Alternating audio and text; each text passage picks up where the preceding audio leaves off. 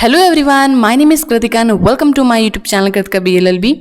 बच्चों, आज से हम स्टार्ट करने वाले हैं पब्लिक इंटरनेशनल लॉ, क्योंकि आप लोगों की काफ़ी डिमांड भी थी कि मैम पब्लिक इंटरनेशनल लॉ के भी कुछ इंपॉर्टेंट MCQs बता दीजिए, क्योंकि ये LLB सेकंड सेमेस्टर और BLLB फोर्थ सेमेस्टर में ये सब्जेक्ट है। इसी को ध्यान में रखकर मैंने ये वीडियो बनाया है। इसमें मैंने कुछ इंपॉर्टेंट MCQs कवर कराए हैं और ये आज आपकी पहली क्लास है। इसी के साथ मैं इसके कुछ अदर्स क्लासेस भी लेके आऊँगी।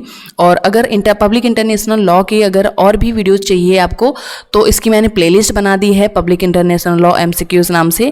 आप लोग जाइए, वहाँ पर इसी सब्जेक्ट के और भी वीडियोस देख सकते हो। लिंक मैं डिस्क्रिप्शन में भी दे दूँगी और आप लोग चैनल की प्लेलिस्ट में भी जाकर चेक कर सकते हो। ओके, इस वीडियो का अगर PDF डाउनलोड करना चाहते हैं तो लिंक मैंने डिस्क्रिप्शन में दे दी है, आप वहाँ से जाकर के PDF इसका डाउनलोड कर सकते हो। तो चलिए वीडियो को स्टार्ट कर लेते हैं। फर्स्ट क्वेश्चन है आपका कि अंतर्राष्ट्रीय विधि यानी इंटरनेशनल लॉ वर्ड का प्रयोग सर्वप्रथम किसने किया था। तो ये जो आपका क्वेश्चन है ये बहुत ही ज़्यादा इंपॉर्टेंट क्वेश्चन है। इस तरह से आपके एग्जाम में क्वेश्चन पूछे जा सकते हैं। ठीक है, तो मैं इसकी थ्योरी नहीं करवा रही हूँ, सीधे मैं ऑब्जेक्टिव क्वेश्चन करवाऊंगी, क्योंकि थ्योरी आप लोगों ने पढ़ ली होंगी। ठीक है, तो ये जो क्वेश्चन है कि अंतर्राष्ट्रीय विधि शब्द का प्रयोग सर्वप्रथम किसने किया था, तो इसका करेक्ट आंसर हो जाएगा आपका D, यानी जो जेरेमी बेंथम है, इन्होंने अंतर्राष्ट्रीय विधि शब्द का प्रयोग किया था 1780 में। इन्होंने प्रयोग किया था, कब किया था? 1780 में। और ये कहाँ के रहने वाले थे? ये इंग्लैंड के थे। इंग्लैंड के एक विद्वान थे। इन्होंने अंतर्राष्ट्रीय विधि शब्द का प्रयोग सर्वप्रथम 1780 में किया था। इनमें से कुछ भी क्वेश्चन आपके एग्जाम में पूछा जा सकता है। यही पूछा जा सकता है कि जेरेमी बेंथम ने अंतर्राष्ट्रीय विधि शब्द का प्रयोग कब किया था, तो 1780 में किया था। कहाँ के थे? इंग्लैंड के थे। ठीक है, तो इस तरह से आपके एग्जाम में क्वेश्चन आ सकते हैं। चलिए हम नेक्स्ट क्वेश्चन देख लेते हैं। अंतर्राष्ट्रीय विधि शास्त्र का लुप्त प्राय बिंदु है, यानी अगर इसको इंग्लिश में बोलें तो इसका हो जाएगा कि international law is vanishing point of jurisprudence. ये कथन यानी ये जो स्टेटमेंट है ये किसका है? ये बहुत ही ज़्यादा इंपॉर्टेंट क्वेश्चन है। इस तरह से आपके एग्जाम में क्वेश्चन पूछा जाएगा 100%। ठीक है, ऑस्टिन या हॉलैंड दोनों में कोई ना कोई एक क्वेश्चन जरूर पूछा जाएगा। और अगर इसकी बात करें कि अंतर्राष्ट्रीय विधि शास्त्र का लुप्त प्राय बिंदु, ये कथन, ये स्टेटमेंट किसका है, तो इसका आपका करेक्ट आंसर हो जाएगा A नंबर, हॉलैंड का है। हॉलैंड का तर्क है कि अंतर्राष्ट्रीय विधि के नियमों का पालन लोग शिष्टतावश करते हैं। कोई राज्य हो या कोई व्यक्ति हो या कोई समूह, ये शिष्टतावश करते हैं। इसको विधि की कोटि में नहीं रखना चाहिए, क्योंकि इसमें अनुशास्ति का अभाव है। ये हॉलैंड इस पर बहुत बल देते हैं कि इसमें अनुशास्ति का अभाव है। अनुशास्ति यानी दंड। अगर कोई भी व्यक्ति या कोई संगठन या कोई राज्य अगर अंतर्राष्ट्रीय विधि का पालन नहीं करता है तो उसको दंड नहीं दिया जाता है। इसमें अनुशास्ति का अभाव है। हॉलैंड का ऐसा मानना था। ठीक है, और इनके विचारों से काफ़ी हद तक सहमत ऑस्टिन भी हैं। उनका भी मानना है कि अंतर्राष्ट्रीय विधि जो है यथार्थ में एक विधि नहीं है, बल्कि एक नैतिकता है। लोग इसका शिष्टतावश इसका पालन करते हैं। थर्ड क्वेश्चन देख लेते हैं कि ऑस्टिन के अनुसार अंतर्राष्ट्रीय विधि एक है, क्या है? अंतर्राष्ट्रीय विधि जो है क्या है? अभी मैंने इसको बताया था, अगर ध्यान से सुना होगा तो आप लोग को आपका आंसर मिल गया होगा। तो इसका जो करेक्ट आंसर है वो है B नंबर। ऑस्टिन का मानना है कि अंतर्राष्ट्रीय विधि जो है एक नैतिकता है। ये कहते हैं कि ये भी हॉलैंड की तरह ही, ये इनका भी विचार है कि अंतर्राष्ट्रीय विधि जो है एक विधि नहीं है, बल्कि एक सकारात्मक एक नैतिकता है। ठीक है, क्योंकि तर्क इनका भी वही है कि इसमें दंड का अभाव है। ठीक है, यानी अनुशास्ति का अभाव है। ये किसी भी इनका मानना है कि एक विधि होने के लिए उसमें 3 चीज़ें होना ज़रूरी है: संप्रभुता, समादेश और अनुशास्ति। ऑस्टिन का मानना है कि ये 3 चीज़ें एक विधि में होनी चाहिए, जो कि अंतर्राष्ट्रीय विधि में नहीं है। इसलिए अंतर्राष्ट्रीय विधि को एक विधि नहीं मानते हैं, बल्कि एक सकारात्मक नैतिकता मानते हैं। ठीक है, नेक्स्ट क्वेश्चन आपका है कि भारतीय संविधान का कौन सा अनुच्छेद अंतर्राष्ट्रीय विधि से संबंधित है। तो आपने अगर संविधान का भाग 4 पढ़ा होगा, भाग 4 में राज्य के नीति निर्देशक तत्व दिए गए हैं, यानी directive principle of state policy दिया गया है, DPSP। इसमें आप अगर जाओगे अनुच्छेद 51 में कुछ उद्देश्य दिए गए हैं कि जो भारत का उद्देश्य रहेगा वो क्या रहेगा, ये दिया गया है, जो कि अंतर्राष्ट्रीय विधि से संबंधित है।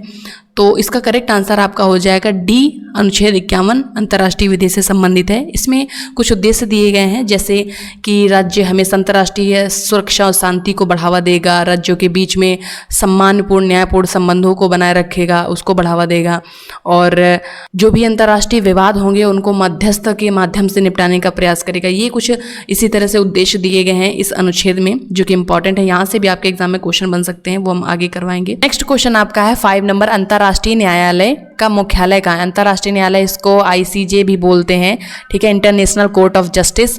और इसका हेडक्वार्टर कहाँ है? मुख्यालय यानी हेडक्वार्टर इसका कहाँ है? इस तरह से आपके एग्जाम में क्वेश्चन बन सकते हैं, क्योंकि इंटरनेशनल लॉ आपका सब्जेक्ट ही है और इसमें इंटरनेशनल लॉ से रिलेटेड जो भी चीज़ें हैं वो आपके एग्जाम में बनेंगी, ठीक है।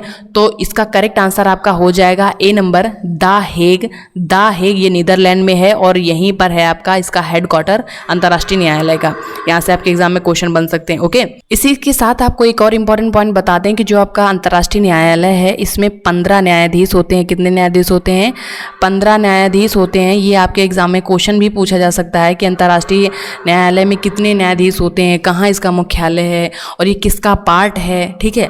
इस तरह से क्वेश्चन पूछा जा सकता है। तो इसका ये UNO का एक पार्ट है, इसका हेडक्वार्टर जो है द हेग में है, जो कि नीदरलैंड में है। 15 न्यायाधीश होते हैं, इनका 9 वर्ष का कार्यकाल होता है, 9 ईयर का कार्यकाल होता है। अगर आपके एग्जाम में पूछ लिया जाए, जजेस का 9 ईयर का कार्यकाल होता है, टाइम पीरियड होता है, ठीक है। नेक्स्ट क्वेश्चन आपका है राष्ट्र संघ यानी द लीग ऑफ नेशन की स्थापना कब हुई थी? तो जो आपका लीग ऑफ नेशन है ये आया था आपका आफ्टर फर्स्ट वर्ल्ड वॉर आया था, जब प्रथम विश्व युद्ध हुआ था, तो उसी के बाद आपका बनाया गया था लीग ऑफ नेशन। और इसका जो उद्देश्य था वो वॉर को रोकना था, ठीक है। लेकिन जब सेकेंड वर्ल्ड वॉर हो गया तो फिर ये समाप्त कर दिया गया और उसके बाद UNO आ गया। तो यहाँ से आपके एग्जाम में पूछा जा सकता है कि जो लीग ऑफ नेशन है इसकी स्थापना कब हुई थी? तो इसका आपका करेक्ट आंसर हो जाएगा C नंबर, 10 जनवरी 1920 को इसकी स्थापना हुई थी लीग ऑफ नेशन की। नेक्स्ट क्वेश्चन आपका है संयुक्त राष्ट्र संघ यानी UNO का मुख्यालय कहाँ है? UNO एक अंतर्राष्ट्रीय संगठन है जिसका उद्देश्य अंतर्राष्ट्रीय सुरक्षा और शांति को बनाए रखना है। जिस तरह से पहला विश्व युद्ध हुआ और उसके बाद लीग ऑफ नेशन आया, उसका उद्देश्य था कि अब कोई विश्व युद्ध ना हो। लेकिन जब दूसरा विश्व युद्ध हो गया तो उसके बाद लीग ऑफ नेशन खत्म हो गया और फिर से आया आपका UNO, जो कि आपका जिसको संयुक्त राष्ट्र संघ बोलते हैं, और ये अभी भी चल रहा है। अब अगर कोई तीसरा विश्व युद्ध हो जाता है तो फिर UNO भी खत्म हो जाएगा, फिर इसके अलावा कोई दूसरी बॉडी आएगी, ठीक है। तो ये आपका इंपॉर्टेंट है, यहाँ से आपके कई क्वेश्चन बन सकते हैं। तो ये जो क्वेश्चन है कि इसका हेडक्वार्टर कहाँ है, तो आपका इसका करेक्ट आंसर है A नंबर, न्यूयॉर्क। ये अमेरिका में है, अमेरिका में न्यूयॉर्क सिटी में इसका हेडक्वार्टर है।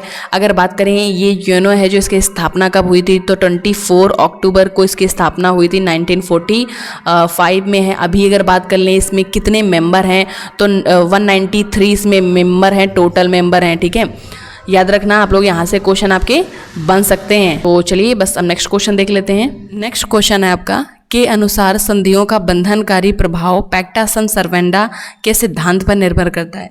पैक्टा sunt servanda आपके एक मैगजिम है और किसने कहा था कि संधियों का बंधनकारी प्रभाव इस सिद्धांत पर निर्भर करता है? तो C जो है इसका करेक्ट आंसर हो जाएगा एंजिलोटी।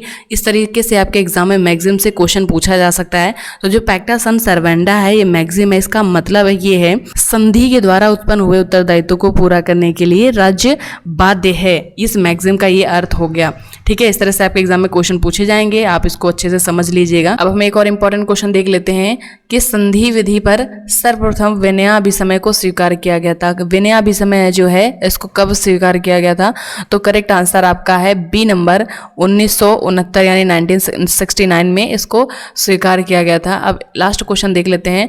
संयुक्त राष्ट्र संघ की सामान्य सभा ने मानवाधिकारों की सार्वभौमिक घोषणा को कब स्वीकार किया था? तो इसका जो करेक्ट आंसर है वो है आपका C नंबर, 10 दिसंबर 1948 को मानवाधिकार की सार्वभौमिक घोषणा को स्वीकार किया गया था UNO की जनरल असेंबली के द्वारा। तो 10 दिसंबर को मानवाधिकार दिवस भी मनाया जाता है, ठीक है। तो यहाँ से भी आप लोग याद कर सकते हो, ये भी इस तरह से क्वेश्चन आ सकता है आपके एग्जाम में। इस वीडियो का अगर PDF डाउनलोड करना चाहते हैं तो लिंक मैंने डिस्क्रिप्शन में दे दी है, आप वहाँ से जाकर के PDF इसका डाउनलोड कर सकते हो। और इसके साथ जो और भी इसके वीडियो आएंगे उन सभी वीडियोज़ की PDF आप डाउनलोड कर सकते हो। जो मैंने वेबसाइट बनाई है वहाँ पर सारा अपलोड कर दिया है, वेबसाइट में जा करके चेक कर सकते हो। इसी के साथ कुछ और भी सब्जेक्ट्स हैं जैसे कॉन्स्टिट्यूशनल लॉ, आपका कॉन्ट्रैक्ट, इन सभी के PDF मैंने वहीं पर अपलोड कर दिए हैं, आप वहाँ जाकर के चेक कर सकते हो। तो आज के इस वीडियो में बस इतना ही। वीडियो अगर पसंद आया हो तो वीडियो को लाइक करिएगा, दोस्तों के साथ इसको शेयर करिएगा।